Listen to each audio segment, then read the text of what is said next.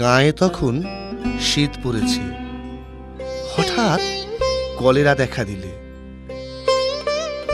তখনকার দিনে ওলা ওঠার নামে মানুষ ভয়ে হতজ্ঞান হতো। কারো কলেরা হয়েছে শুনতে পেলে সে পাড়ায় আর মানুষ থাকতো না। কেউ মারা গেলে তাকে দাহ করার জন্য লোক পাওয়া দুষ্কর হতো। কিন্তু সে দুর্দিনেও আমাদের ওখানে এমন একজন লোক ছিল যার কোনো কাজে আপত্তি ছিল না। জীবনের ব্রত ছিল মরা পোড়ানো। গোপাল খুঁড়ো তার নাম। কারো অসুখ শক্ত হয়েছে শুনলে তিনি রোজ ডাক্তারের কাছে সংবাদ নিতেন। আর আশা নেই শুনলে খালি পায়ে গামছা কাঁধে সে ঘন্টা দুয়েক পূর্বেই সেখানে গিয়ে উপস্থিত হতেন। আমরা জন কয়েক ছিলাম তার চেলা। মুখ ভার করে তিনি বলে যেতেন, ওরে, আজ রাত্রিটা একটু সতর্ক থাকিস, ডাকলে যেন সাড়া পাই। শাস্ত্রবাক্য মনে আছে তো, রাজোদ্ধারে শ্মশানে চ। আজ্ঞে আছে বই কি, আপনি ডাকলেই গামছা নিয়ে বেরিয়ে পড়ব। বেশ বেশ, এই তো চাই। এর চেয়ে পুণ্যকর্ম সংসারে আর নেই। বিষ্ণু পণ্ডিতের পরিবারটা বুঝি আর রক্ষে পেল না। হ্যাঁ,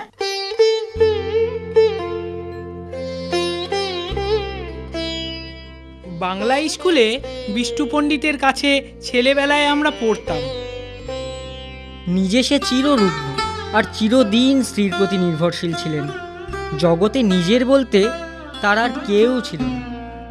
তার মতো নিরীহ, অসহায় আর গরিব মানুষ আমি আর দুটো দেখিনি। ধর ধর, ঠিক করে ধর। এই সামলে দেখে দেখে। আমি সঙ্গে না গেলে মুখাগ্নির কি হবে? ও কাজটা আমিই করব পণ্ডিত মশাই। আপনি আমাদের গুরু, সেই সম্পর্কে উনি আমাদের গুরু মা।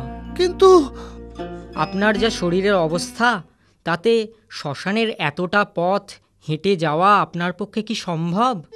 ও, নিয়ে যাওয়ার সময় ওর কপালে একটু সিঁদুর পরিয়ে দিবি নে লালু? নিশ্চয়ই দেব পণ্ডিত মশাই, নিশ্চয়ই দেব। হরি হরি বল, বলরি হরি বল, বলরি হরি বল, বলরি হরি বল। এই ধর ধর ঠিক করে। রাত অনেক হলো রে। উফ, পোড়াবার কার্যে কখন এসে পৌঁছবে কে জানে। আর ডোমেদেরও তো কোনো পাত্তা নেই। কিন্তু আসার সময় যে হাঁক দিয়ে এলুম। লক্ষণ ভালো ঠেকছে না রে। বৃষ্টি হতে পারে। এই শীতে বৃষ্টিতে ভিজলে আর রক্ষে থাকবে না। কাছে আশ্রয়ও তো কোথাও নেই। একটা বড় গাছ পর্যন্ত নেই। ওই দূরে আমবাগানে মালিদের ঘর আছে বটে, কিন্তু এতখানি ছোটা তো সম্ভব নয়।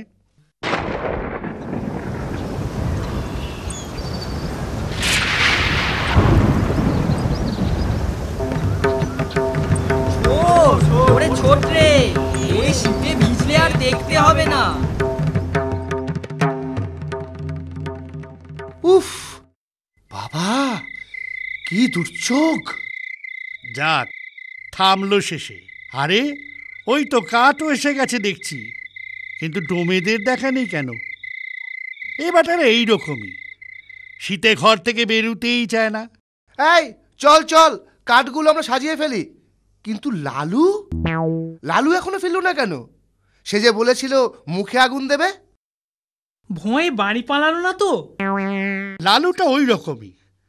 আরে বাবা, যদি তোর এতই ভয়, তবে মরা ছুঁয়ে বসতে গেলি কেন? আমি হলে বজ্রাঘাত হলেও মরা ছেড়ে যেতাম না। ছেড়ে গেলে কি হয় খুঁড়ো? কি হয়?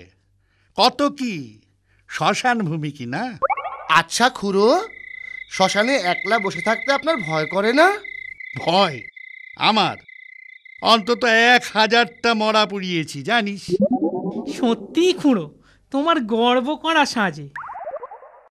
আমি চুলোটা কেটে ফেলি, তোরা হাতাহাতি করে চুলোটা সাজিয়ে ফেল।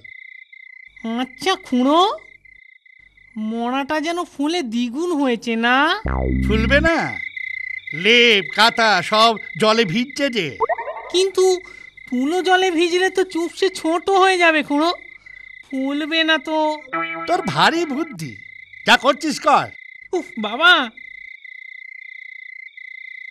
খুঁড়ো মরা যেন নড়ে উঠলো। তোর মতো ভীতু মানুষ আমি কখনো তো দেখিনি নড়ু। তুই আসিস কেন এসব কাজে? যা যা যা, বাকি জিনিসগুলো আন, আমি চিতাটা সাজিয়ে ফেলি। গাদা কোথাকার। না খুড়ো, গতিক ভালো ঠেকছে না, মরাটা যেন সত্যিই নড়ে উঠল।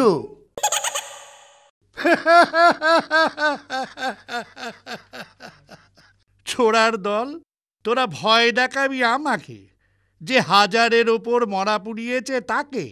ওই ওই ওই দেখুন আবার নড়ছে। হ্যাঁ নড়ছে, ভূত হয়ে তোকে খাবে বলে।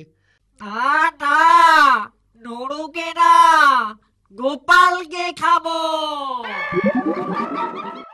ওরে বাবা রে, পালা পালা।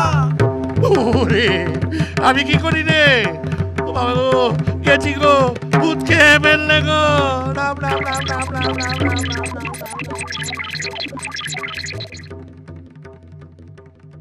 ওরে নড়ু, ওরে মনি, পালাস নে রে, আমি ভূত নই, আমি লালু।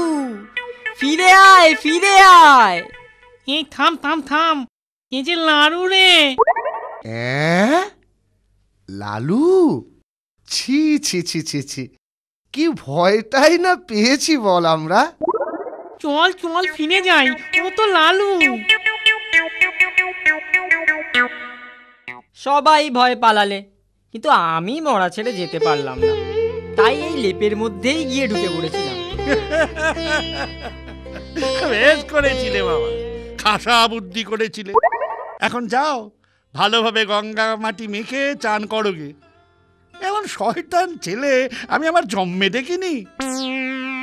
এই ঝড় জলের রাতে একা শ্মশানে, কলেরার মরা বিছানা এসব কিছুই গ্রাহ্য করলে না। এত বড় ভয় শূন্যতা আমার পক্ষেও অসম্ভব।